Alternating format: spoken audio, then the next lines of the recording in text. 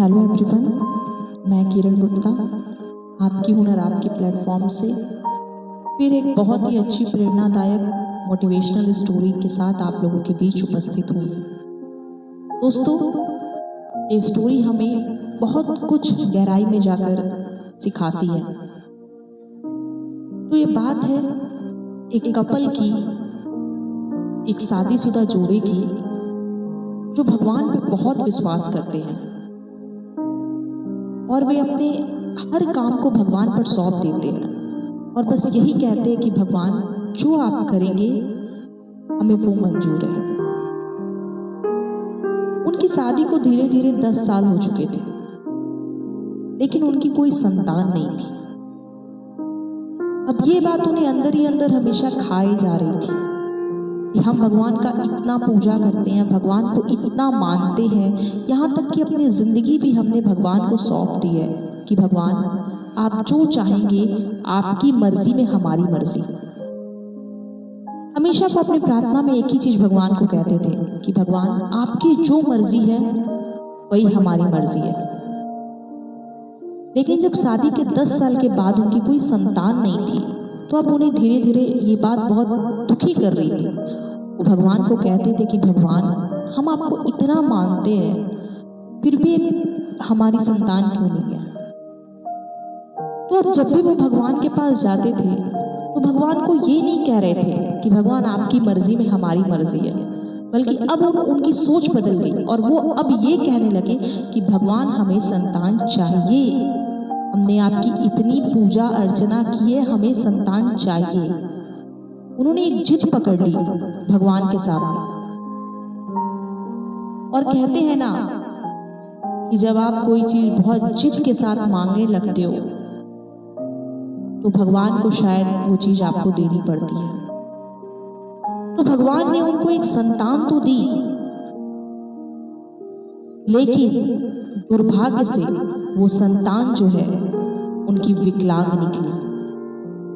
उन्होंने एक बच्चे को जन्म तो दिया, लेकिन वो बच्चा विकलांग निकला। वो माँ बाप हमेशा ये सोचते थे कि ये बच्चे भगवान को हमेशा कहते थे कि भगवान मुझे संतान दीजिए ताकि मेरे बच्चे मेरी सेवा करें।